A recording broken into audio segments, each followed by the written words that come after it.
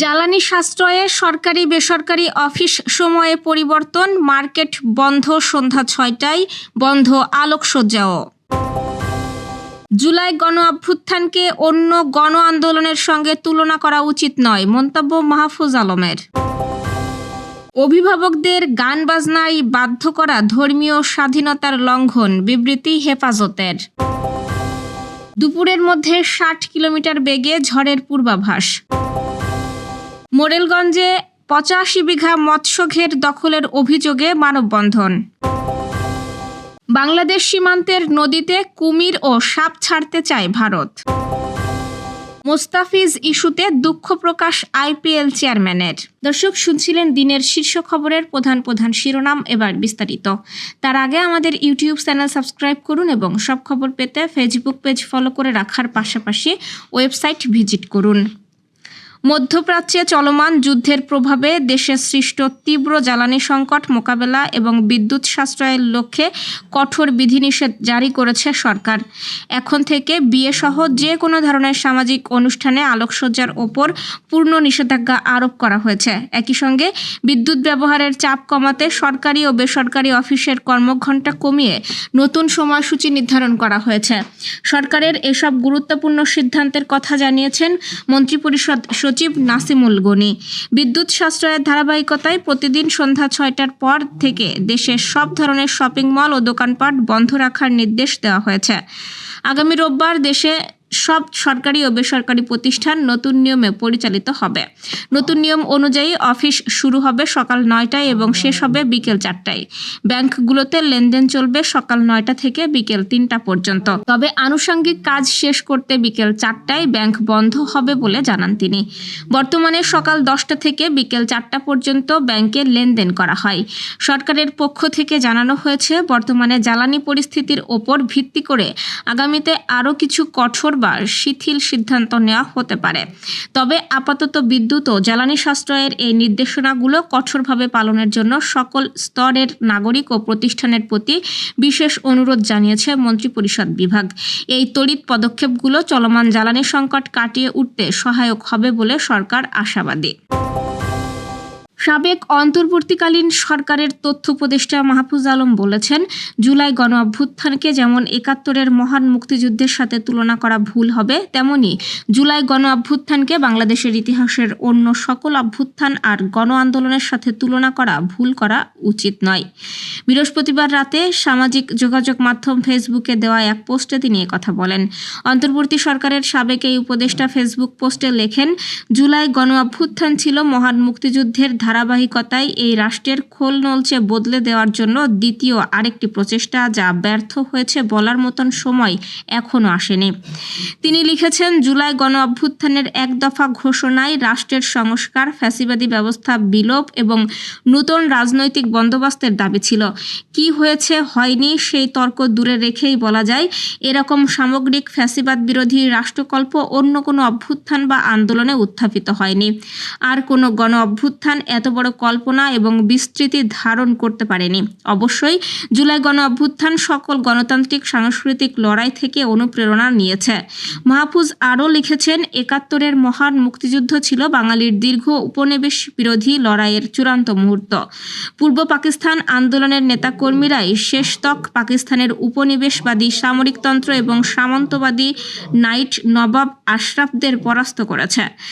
ফলে সকল ঐতিহাসিক ঘটনাকে এ জাতির চলমান লড়াই হিসেবে দেখলেই সব প্রজন্মের জন্য ভালো। প্রাথমিক ও মাধ্যমিক স্তরে সঙ্গীত শিক্ষা চালুর উদ্যোগকে মুসলিম শিক্ষার্থীদের ধর্মীয় স্বাধীনতা খর্ব করার শামিল বলে মন্তব্য করেছেন হেফাজতে ইসলামের শীর্ষ নেতারা।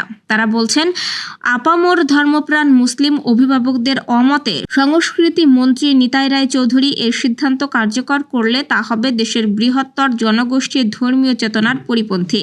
গণমাধ্যমে পাঠানো এক বিবৃতিতে হেফাজতে ইসলামের আমির মহিবুল্লাহ বাবুনগরী ও মহাসচিব সাজেদুর রহমান সংস্কৃতি মন্ত্রীর বক্তব্যের কড়া সমালোচনা করে এসব কথা বলেন। বিবৃতিতে তারা বলেন, ইসলামে বাদ্যযন্ত্র অনুমোদিত নয়। বিধায় প্রাথমিক ও মাধ্যমিকে ঢালাওভাবে সঙ্গীত শিক্ষার বিষয়টি আপামর ধর্মপ্রাণ মুসলিম অভিভাবকদের কাছে প্রধানত একটি ধর্মীয় ইস্যু। ফলে তাদের মতামত উপেক্ষা করে ক্লাসে গান বাজনার শিক্ষা দিলে তা মুসলিম শিশু কিশোরদের ধর্মীয় স্বাধীনতা খর্ব করবে। বর্তমান সরকার বেকায়দায় পড়ে এমন পরিস্থিতি এড়াতে তারা আগেভাগে সংস্কৃতি মন্ত্রীকে এমন সিদ্ধান্ত থেকে সরে আসার আহ্বান জানান। গত কয়েকদিনের টানা ঝড় বৃষ্টির পর সারা দেশে যখন মৌসুমের প্রথম তাপপ্রবাহ বয়ে যাচ্ছে, ঠিক তখনই সিলেট অঞ্চলে নতুন করে ঝড় ও বৃষ্টির পূর্বাভাস দিয়েছে আবহাওয়া অধিদপ্তর। আজ দুপুরের মধ্যেই সিলেট ও তৎসংলগ্ন এলাকায় ঘন্টায় সর্বোচ্চ 60 কিলোমিটার বেগে কালবৈশাখী ঝড় বয়ে যেতে পারে বলে আশঙ্কা করা হচ্ছে। আবহাওয়া অফিসের নিয়মিত বুলেটিনে জানানো হয়েছে যে উত্তর বা উত্তর পশ্চিম দিক থেকে ধেয়ে আসা এই ঝোড়ো হাওয়ার সাথে বজ্রসহ বৃষ্টিপাতের প্রবল সম্ভাবনা রয়েছে। আবহাওয়াবিদ তরিফুল নেওয়াজ কবিরের সই করা বিশেষ সতর্কবার্তায় বলা হয়েছে, শুক্রবার ভোর 5টা থেকে দুপুর 1:30টার মধ্যে সিলেট অঞ্চলের ওপর দিয়ে এই বৈরী আবহাওয়া অতিক্রম করতে পারে। এই পরিস্থিতিতে সিলেট অঞ্চলের নদীবন্দরগুলোকে 1 নম্বর সতর্ক সংকেত দেখিয়ে যেতে বলা হয়েছে। ঝড়ের সময় নৌযানগুলোকে সাবধানে চলাচলের পরামর্শ দেওয়া হয়েছে যাতে কোনো ধরনের দুর্ঘটনা না ঘটে। বাগেরহাটের মোরেলগঞ্জের বহরবুনিয়া গ্রামে 85 বিঘা মৎস্য ঘের দখলের পায়তারার অভিযোগে মানববন্ধন করেছেন জমির মালিকরা। বৃহস্পতিবার ঘেরের ভেড়িতে আয়োজিত কর্মসূচিতে তারা বলেন, স্থানীয় প্রভাবশালী ও বহিরাগত একটি মহল পেশিশক্তি ব্যবহার করে জমি দখলের চেষ্টা করছে। তারা নিজেদের জমিতে নিজেরাই ঘের করতে চান এবং দখলদারদের উচ্ছেদের দাবি জানান। এই ঘটনায় এমদাদুল ইসলাম ইমু বাদী হয়ে 8 জনের বিরুদ্ধে বিভিন্ন দপ্তরে লিখিত অভিযোগ দিয়েছেন। মানববন্ধন থেকে প্রশাসনের হস্তক্ষেপ কামনা করা হয় বলে জানিয়েছেন আমাদের প্রতিনিধি গণেশ পাল। ভারত বাংলাদেশ সীমান্ত সুরক্ষিত করতে 175 কিলোমিটার দীর্ঘ নদীপথ জলাভূমিতে সাপ ও কুমিরের মতো প্রাণী ছাড়ার কথা ভাবছে ভারত। দেশটির সীমান্তরক্ষী বাহিনী বিএসএফের উচ্চ পর্যায়ের এক বৈঠকে এ নিয়ে আলোচনা হয়েছে বলে এক প্রতিবেদনে জানিয়েছে সংবাদ মাধ্যম দ্য ফেডারেল। ওই প্রতিবেদনে বলা হয়, গত 9 ফেব্রুয়ারি বিএসএফের উচ্চ পর্যায়ের বৈঠকের এ বিষয়ে সম্ভাব্যতা যাচাইয়ের সিদ্ধান্ত নেওয়া হয়। যেসব স্থানে কাঁটাতারের বেড়া দেওয়া সম্ভব না, সীমান্তের সেসব ঝুঁকিপূর্ণ স্থানে সরীসৃপ ছাড়ার সম্ভাব্যতা যাচাই করা হবে। প্রতিবেদন বলছে, সীমান্তের কিছু গুরুত্বপূর্ণ অংশে নজরদারি ড্রোন, জিপিএস সমর্থিত ট্র্যাকিং ও লোকেটিং গ্যাজেট এবং থার্মাল ইমেজারের মতো উন্নত প্রযুক্তিও ব্যবহৃত হচ্ছে। এছাড়া সীমান্তের কিছু অংশে অবৈধ চলাচল ঠেকাতে বিদ্যুতায়িত করা হয়েছে। এর মধ্যে মাঠ পর্যায়ের সিনিয়র কর্মকর্তাদের কাছে বার্তা পাঠানো হয়েছে, তাদের নির্দিষ্ট সময়ের মধ্যে ওই নির্দেশনার উপর গৃহীত পদক্ষেপ সম্পর্কে অবহিত করার নির্দেশ দেওয়া হয়েছে।